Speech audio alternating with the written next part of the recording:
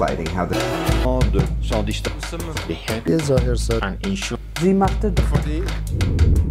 Sera-t-il candidat à la présidentielle du Gabon? Quel bilan tire-t-il de sa propre action politique? Politis vous invite à la rencontre de Raymond Dongsima, ancien Premier ministre du Gabon de février 2012 à janvier 2014. Il est l'auteur de l'essai « Quel renouveau pour le Gabon ?», un livre qu'il a accepté de décrypter pour nous. Vivez la politique autrement sur YouBiz News, votre chaîne. Info Musement. Le livre que je viens d'écrire n'est pas un ouvrage de règlement de compte ou de vengeance. Comme je l'ai indiqué lorsque j'ai fait l'annonce de la parution du livre le 5 mars dernier, j'ai reçu beaucoup de questions venant d'horizons divers, de gens qui me posaient des questions sur un certain nombre de choses qui se sont passées avant que je n'entre au gouvernement, pendant que j'y étais et depuis que je suis sorti du gouvernement. Il m'a semblé que la meilleure façon de faire était de donner une réponse globale à travers un écrit. Ce livre est construit pour à la fois aborder l'environnement qui a prévalu au moment où je suis entré au gouvernement, c'est-à-dire au moment où la transition s'est opérée en 2009. Il explique, de mon point de vue, ce qui s'est passé dans le paysage politique national, mais également comment moi-même j'ai été happé dans le processus qui m'a conduit au gouvernement. Par la suite, j'aborde un peu les aspects qui correspondent à la gestion courante de l'État, à savoir les pratiques administratives, les mouvements sociaux, les problèmes relatifs au fonctionnement de l'État, mais également les difficultés à lancer une machine économique de façon à produire les effets que tout le monde espère. Comme je l'indique, il ne peut pas être question de réquisitoire. C'est un livre qui porte sur un diagnostic parce que la situation générale du pays est pas très satisfaisante à l'heure actuelle. Je pense que beaucoup de gens admettent que nous sommes dans la difficulté. Et la meilleure façon d'aborder les problèmes et de se soigner, c'est de commencer par admettre que l'on n'est pas bien portant et de se soumettre à un diagnostic. Et mon livre est une contribution à ce diagnostic, à cette évaluation globale de la situation générale de notre pays. Donc mon livre est un document de diagnostic, une contribution, comme j'espère qu'il y en aura beaucoup d'autres de la part de tous les autres Gabonais. C'est une vision que j'ai de l'intérieur du système sur la façon dont nous avons fonctionné, sur ce qui n'a pas marché et sur les raisons pour lesquelles ça ne marche pas. Ce n'est pas un réquisitoire contre quelqu'un, c'est une contribution à la compréhension de ce qui n'a pas marché. Dans ce qui n'a pas marché et dans les réformes qu'il conviendrait de mettre en place, je vois 5 axes. En premier lieu, il me semble que ce qui n'a pas fonctionné pendant ces 5 dernières années, c'est le cadre général de l'État. Le cadre général de l'État, c'est-à-dire les règles de base sur lesquelles nous nous sommes mis d'accord, nous, l'ensemble des Gabonais, se sont mis d'accord, c'est-à-dire la Constitution, pour organiser le fonctionnement de l'État.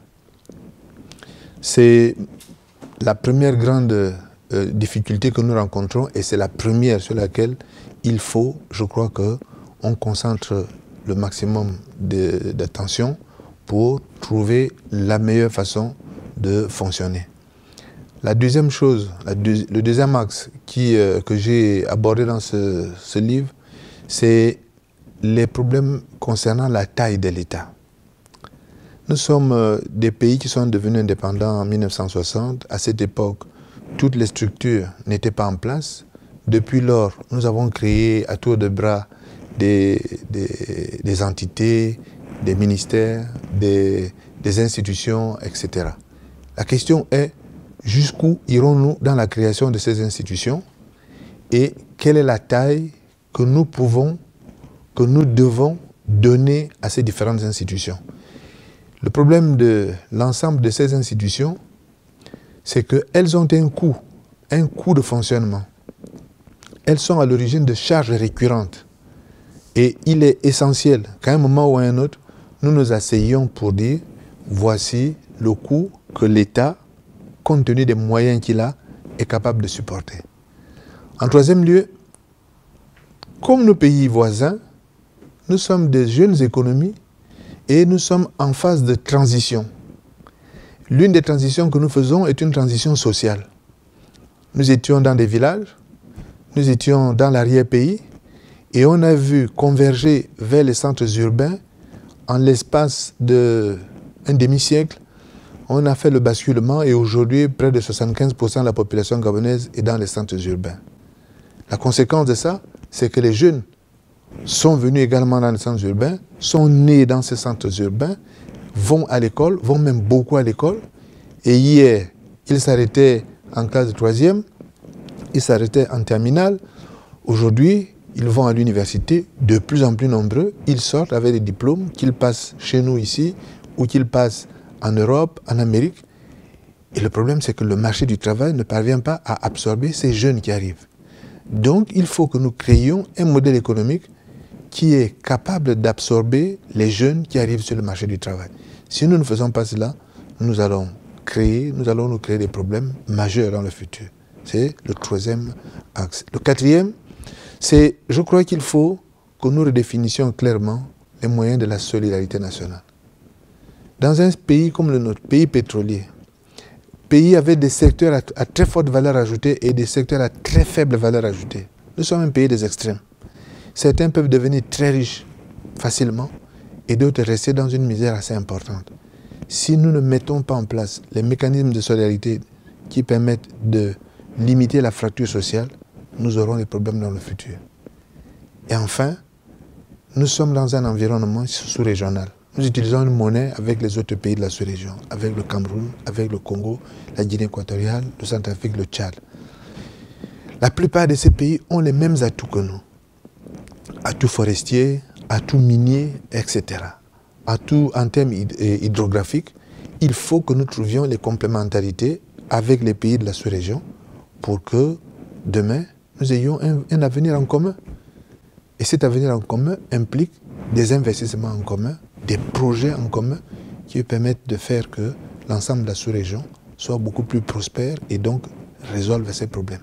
Quand on parle de dysfonctionnement institutionnel, en réalité, on pense immédiatement à l'état de droit. Et j'aime attirer l'attention des uns et des autres sur le fait que l'état de droit, ça ne se limite pas à la privation de liberté des individus. L'état de droit, c'est le respect de ce qui a été convenu entre les parties, c'est-à-dire entre les gens qui partagent un espace économique, politique, social, c'est-à-dire le respect de la Constitution. Or, la Constitution prévoit, par exemple, des mécanismes de collecte des recettes publiques, des mécanismes d'utilisation des recettes publiques, des mécanismes de contrôle de l'utilisation des recettes publiques. Dès lors que ces mécanismes ne sont pas en place, si la collecte n'est pas assurée de la meilleure façon possible, il y a des moins-values dans le système économique. Si l'utilisation des ressources ne répond pas aux critères qu'on s'est donnés, aux règles qu'on s'est données, notamment par exemple les règles de passation des marchés, eh bien le résultat, c'est qu'on entreprend des projets qui coûtent plus cher que ce qu'ils auraient dû coûter. Et on a des projets dont la qualité n'est pas conforme à ce qu'elle aurait dû être. Par conséquent, c'est l'ensemble de ce dispositif, c'est ce retour à la règle qui a été convenue qui permet d'optimaliser le fonctionnement de l'État. C'est pour ça qu'il me semble essentiel de dire qu'il faut revenir à l'état de droit pour que l'ensemble des dispositions permettant d'initier des opérations, d'exécuter ces opérations, de contrôler ces opérations, nous conduisent au résultat le plus efficace possible. C'est de cette manière-là que nous progresserons. Voilà, en quelque sorte, un point sur lequel j'insiste. Parfois, les gens avec lesquels on discute ont l'impression que l'état de droit se limite simplement à la question de la privation de liberté des uns et des autres. De la même façon, quand on parle de la stimulation de la croissance, nous étions des pays avec une forte population rurale. Donc la question du chômage, nous ne la connaissions pas. Et les jeunes, hommes ou femmes, qui naissaient et grandissaient, ils allaient au travail, au champ avec leurs parents. Aujourd'hui, le nouveau champ, c'est devenu l'école. On va à l'école, on apprend une matière, on apprend un métier, et naturellement, le jeune homme qui a appris cela, qui a fait cet apprentissage scolaire, attend d'avoir un emploi. Sa nouvelle plantation, ça va être l'emploi qu'il aura dans une usine, dans une entreprise, dans un bureau administratif, quelque part. Si le système qui a formé les jeunes ne leur permet pas de trouver l'emploi, le lieu de travail sur lequel ils vont exercer ce qu'ils ont appris, comment envisageons-nous leur futur? De quoi sera fait ce futur? Donc, il est essentiel, capital, que nous stimulions la croissance par la création d'un système économique qui permet de trouver du travail au plus grand nombre. Le plus grand nombre, c'est-à-dire le plus de jeunes possible, le plus de femmes, etc., de façon que tout le monde puisse trouver dans le système économique matière à assurer ses revenus et à vivre d'une façon décente. Si l'on ne fait pas attention à cet aspect du problème, ce qu'on risque d'avoir, c'est une fracture sociale qui s'accroît entre des gens qui ont la chance de trouver un emploi, d'autres qui, avec ou sans formation, n'en trouvent pas, et ils seront encore plus révoltés s'ils ne trouvent pas un emploi alors qu'ils ont une formation. Et vous savez, aujourd'hui, que le nombre de jeunes qui ne trouvent pas un emploi après un cycle de formation ne fait qu'augmenter. Donc, le risque est important de voir une fracture sociale s'accroître et devenir, pour l'ensemble de la collectivité, un problème majeur pour le futur. Et pas un futur si lointain, un futur qui n'est pas si lointain. Je ne suis pas dans l'opposition, j'ai toujours la carte du Parti démocratique gabonais. La question n'est pas de savoir si on est dans l'opposition ou pas dans l'opposition. La question est de savoir si on a conscience que le pays est confronté à des difficultés majeures ou pas du tout. Parce que ça ne sert à rien de faire la politique de l'autruche en se disant tout va bien et il n'y a pas de problème. Et tout va bien. Mais alors que la rue, la contestation sociale, les entreprises, les jeunes, les moins jeunes, tout le monde se plaint et de toute évidence, il y a des problèmes. Je crois que la première étape pour se soigner, c'est d'admettre d'abord qu'on est malade. Donc ce n'est pas une question d'être dans l'opposition ou pas dans l'opposition. Le diagnostic actuel est un diagnostic qui est rendu nécessaire par la situation dans laquelle nous nous trouvons. Bien sûr que chacun se dira, mais vous avez été Premier ministre pendant 2 ans, et est-ce que vous n'êtes pas responsable de l'échec que vous dénoncez? Je voudrais d'abord rappeler que je n'ai pas attendu d'être sorti du gouvernement pour attirer l'attention, mettre l'accent sur les dysfonctionnements. Je crois même que dans une certaine mesure, c'est le fait d'avoir dénoncé un certain nombre de dysfonctionnements qui a conduit probablement à mon départ. Encore que, comme le dit la Constitution, le Premier ministre est révocable ad nutum, donc le président n'a pas besoin de se justifier sur le départ de son Premier ministre. Mais le fait est que je n'ai pas attendu d'être remplacé pour soulever ces questions. Ça, c'est la première chose. La deuxième chose, c'est que quand on est dans une équipe, surtout quand on est chargé d'animer une équipe, précisément, on essaie d'avoir un plan de marche qui permet d'atteindre les objectifs qu'on se fixe. Mais je renvoie les lecteurs à mon livre. Lorsque j'aborde ces questions, je montre que je ne suis pas certain que tous les membres du gouvernement, dans un gouvernement, dans la façon dont le gouvernement fonctionne à l'heure actuelle, soient tout à fait disposés à travailler dans le sens de ce que leur demande le Premier ministre.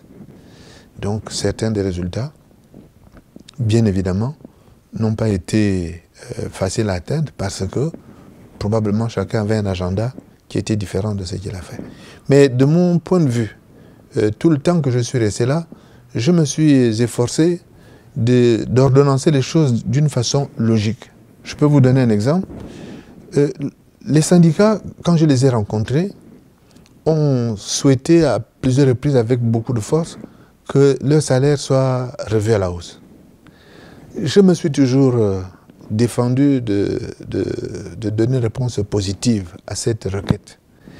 J'ai expliqué aux syndicats que l'État, leur employeur, leur était déjà redevable d'arriérés importants et qu'une personne endettée n'avait pas le droit de se mettre à faire des promesses d'augmentation alors même qu'elle n'avait pas déjà apuré les dettes antérieures.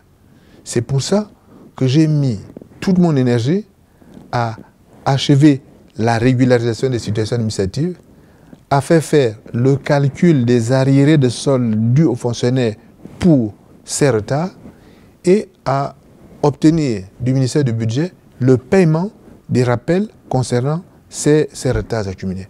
Et j'avais dit aux syndicats à l'époque, c'est seulement quand nous aurons fini de régulariser ces situations que nous nous asserrons pour discuter de combien il est possible d'augmenter les salaires des uns et des autres. Mais on ne peut pas, pendant qu'on a des dettes, avant d'avoir payé ces dettes, promettre que l'on va augmenter les salaires des uns et des autres. Je crois que ce n'était pas tout à fait raisonnable de procéder de cette manière. Donc, il me semble que la meilleure façon d'aborder ces problèmes-là, c'était d'obtenir des syndicats qu'ils comprennent le sens de la démarche et des actions qui étaient conduites de façon qu'ils puissent y adhérer et que les exigences qu'ils formulaient, soient en phase avec la démarche logique qui était celle que je pouvais conduire à ce moment-là. L'ensemble des opérations que j'ai conduites, naturellement, amène souvent les interlocuteurs que j'ai à me poser la question de mon bilan. Quel est votre bilan politique? Le bilan politique, il y a plusieurs volets dans le bilan politique. D'abord, le bilan politique d'un homme qui est à la manœuvre au gouvernement, c'est les actions qui sont conduites par l'ensemble du gouvernement. Je rappelle que je viens de citer un exemple d'opérations qui ont été des opérations de grande importance parce qu'elles ont permis de régulariser des situations qui, dans certains cas, duraient depuis 20-25 ans. Mais je rappelle aussi que le gouvernement, entre 2012 et fin 2013, a géré la mise en œuvre des opérations des dispositions sur la biométrie. C'est une opération qui a été assez délicate puisqu'elle a permis de mettre à l'initiative du président de la République à l'époque d'organiser une commission qui a permis, et à la majorité et à l'opposition, de discuter sur les modalités concrètes de mise en œuvre de cette biométrie. Et je crois que tout le monde a observé à la fin de 2013 que les élections qui se sont tenues ont été des élections apaisées avec beaucoup moins de contestations que par le passé.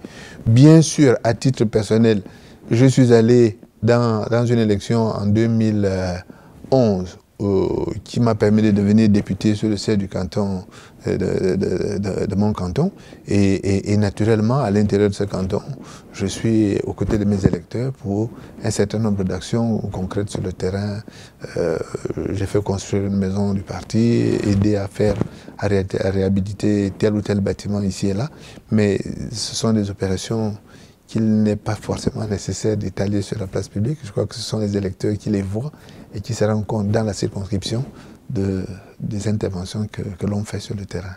plusieurs reprises, la question m'a été posée de savoir si j'étais candidat aux élections présidentielles. Et je suis surpris de cette question et j'ai répondu à plusieurs reprises. Et j'essaye de donner la réponse suivante. À mon avis, 2016, les élections de 2016, il est prématuré à ce stade de parler des candidatures.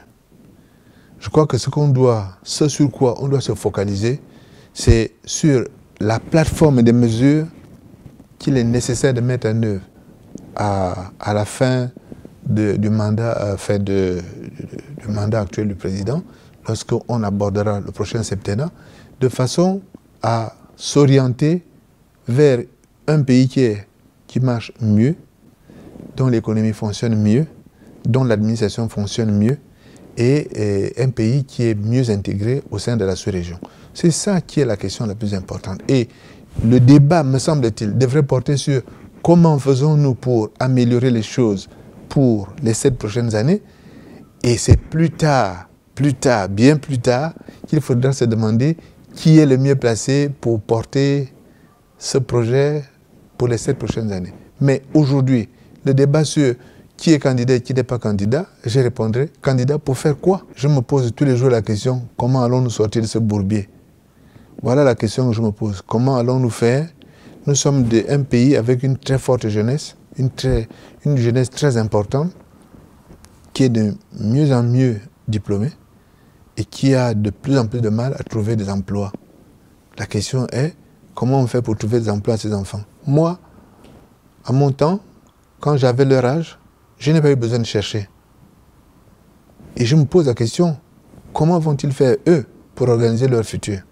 Si on ne trouve pas une réponse à cette question, nous allons nous trouver confrontés à un problème majeur. Mais ça ne peut pas être aujourd'hui ma préoccupation de me lever tous les matins en disant « Ah, mais les élections en 2016, comment je vais faire ?» Non, ce n'est pas un souci. Je n'y pense pas vraiment beaucoup. Je pense plutôt à comment on fait pour sortir de notre marasme actuel. de sans distance.